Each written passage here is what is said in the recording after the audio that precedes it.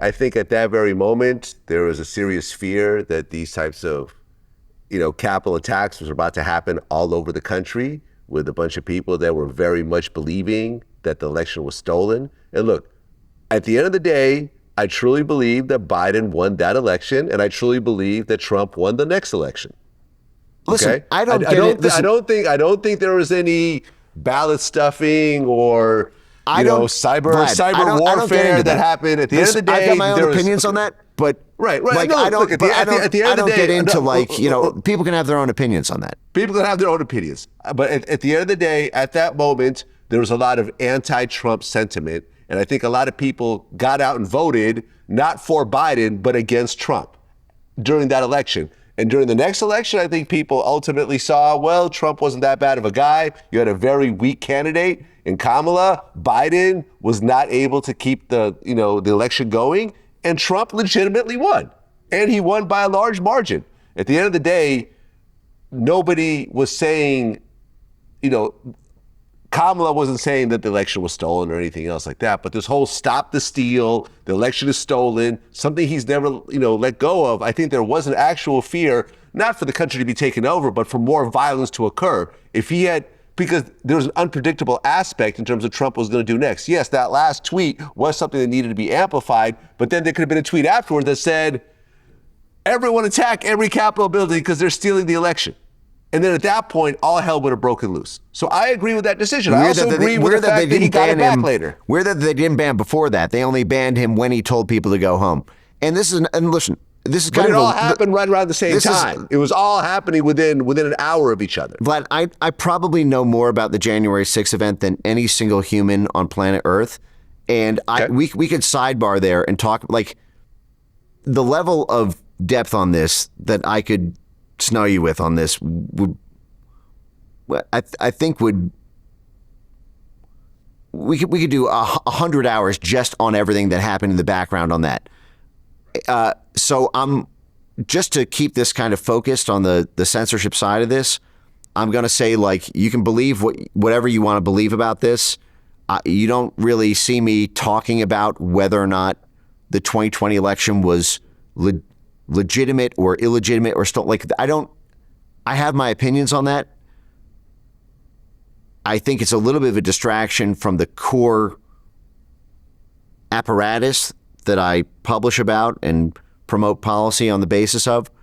One of the things that I think is useful to understand about the 2020 election cycle is how the censorship happened way before Trump was banned himself, through these very same networks, these Atlantic Council networks that I was talking about earlier, that played a role in pre-censorship of anything that might challenge a hypothetical upcoming Red Mirage Blue Shift event. This was this group, it's called the Election Integrity Partnership, for example, which was anchored by the Atlantic Council, their Digital Forensics Research Lab, DFR lab. So the Atlantic Council, again, as I mentioned, 7 CIA directors on their board, government funded from the U.S. military, State Department, National Endowment for Democracy, CIA cutouts like that, USAID. They had a formal partnership with this anti-Trump node at DHS called CISA. It was the cyber censorship. It was supposed to be a cybersecurity division, but they ended up asserting long-arm jurisdiction over social media posts by arguing that elections are critical infrastructure, so anything that undermines public faith and confidence in elections, election processes, or election outcomes is an attack on critical infrastructure. So if you, in the summer of 2020, tweeted out, hey, I don't think that universal mass mail-in ballots are a safe and reliable way to conduct an election, I think it's a little weird that you can't, that these states don't require signatures or proof of citizenship or anything like this. That was pre-censored by some of the darkest forces that operate within this CIA, military, State Department nexus, who all had extreme beefs with President Trump. The Atlantic Council was the anchor of that, along with Graphica. As I mentioned, Graphica there were 4 entities in this partnership, the Election Integrity Partnership. It was the Atlantic Council, Graphica, Stanford University, and the University of Washington. but I'll stick with the Atlantic Council and the Graphica side. As I mentioned, Graphica, the representative from Graphica, who presented to NATO 1 year before that in 2019 about how Taylor Swift is an example of someone who could be trained to spread desired messaging about NATO to win hearts and minds in Central and Eastern Europe, that they get millions of dollars in Pentagon contracts to map the spread of narratives of political communities around the world. They and the Atlantic Council got a formal partnership with the Department of Homeland Security in a very particular cell that, even though they were Republicans, they were never Trump Republicans. This is Chris Krebs. He was the one who was in charge of CISA at the time. He got fired for kind of unrelated reasons, but after the election. And what they did was this group, the Atlantic Council, Graphica, and their partners, got special proprietary access to DHS's 24/7 cyber mission control that had a back channel to the trust and safety teams of every social media company, not just the majors like YouTube, Twitter, Facebook, TikTok, but all the way down to like Discord and Reddit. And this was set up because CISA at DHS was stood up to stop, like Russian hacking and Russian influence operations that were alleged from the 2016 election. And so DHS already had high-level back-channel access to the top trust and safety content moderators about Russian disinformation. And then ahead of the 2020 election, they switched a focus from 80% foreign, 20% domestic to 80% domestic, 20% foreign. They switched to censoring the 2020 election and pre-censoring specifically anything that might undermine the legitimacy of a Biden come-from-behind victory. Anything around strangeness with electronic voting machines, strangeness with early voting drop boxes, strangeness with mass mail-in ballots. By their own reports, their AI ingested 859 million tweets and assessed that 22 million of those tweets were misinformation. And they broke it all down by category.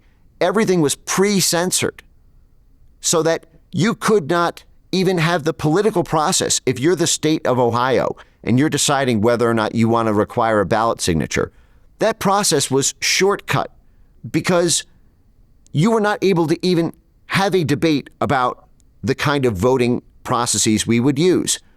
You were not, these same people from this same network had no problem undermining the legitimacy of the 2016 election by alleging that Russia stole the election for Trump, or Russia, Trump is an illegitimate president because Putin helped him win.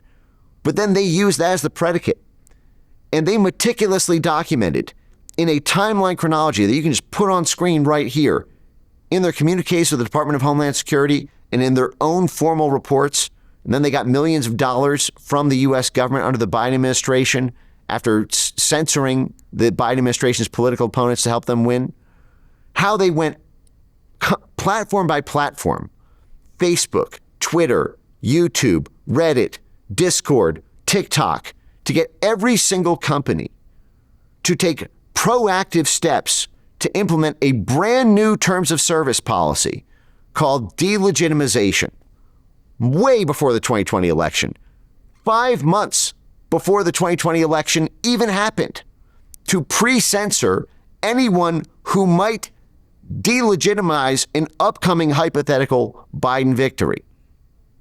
That is messed up on a level that is hard to comprehend. The collateral damage that was done, the amount of content creators who were nuked because they delegitimized the upcoming election because they questioned voting machines or mass mail-in ballots or early voting drop boxes or any of those things, whether they're true or not, was not even able to be litigated because you knew as a content creator, you watched and you saw Gateway Pundit go down. You watched and you saw Marjorie Taylor Greene getting effectively shut down over COVID. Well, hold on, because the Election Integrity Project rebranded as the Virality Project for COVID censorship after the 2020 election. But as a content creator, Vlad, you said this yourself when you had someone on and they said something about COVID and you got a strike on your channel, you go, holy shit. Listen, I can't talk. I don't even want to talk, whether it's true or not.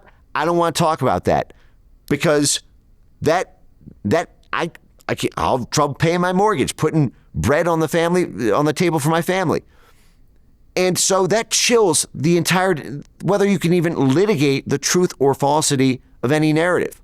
And then they just expanded that to everything. Climate, Ukraine, you name it.